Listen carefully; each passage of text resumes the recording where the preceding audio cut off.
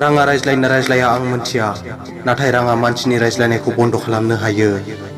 उन्दैयाव जों बयबो बे बाथ्राखौ खोनादों जानांगौ।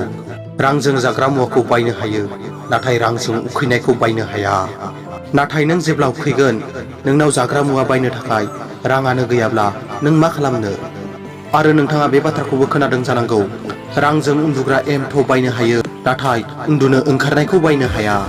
नाथाय नों जेब्ला जोबोर उन्दुनो ओंखारगोन, अब्ला मोजाङै उन्दुनो थाखाय एम गैयाब्ला हाथरखि नुहुरनाय गब्लं न'आव उन्दुनानै ज्राम ज्राम हानाय अखाया नोंनि उखुमखौ सोरखिनानै नोंनि उन्दुनाय एमाव गोग्लैहैयोब्ला अब्लासो बुजिना मोनगोन राङा मानसिनि थाखाय बेसे गोनांथि।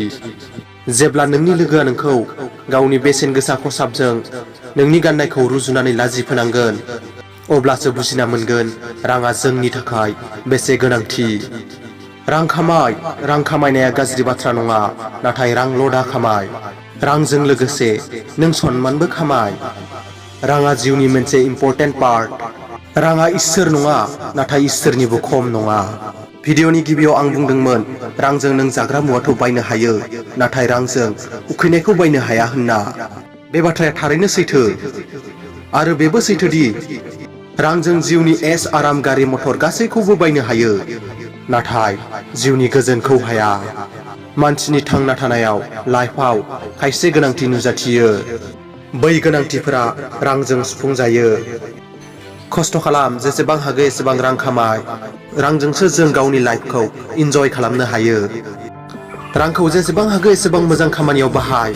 जुदि मोजां खामानियाव बाहायाब्ला नों जेसेबांखि रां खामाया मानो नोंनाव रां थानाय नङा।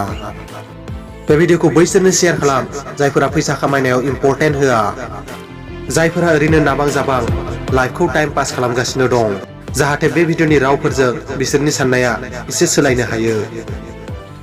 भिडिअखौ नायनानै मोजां मोनदोंब्ला अन्नानै चेनेलखौ साबस्क्राइब खालामनानै हो। आंनि फैनो गोनां भिडिअफोराव नोंथांमोनखौ फिन खेबसेबाव लोगो मोनबावगोन। गोजोन्थों, खुलुमबाय।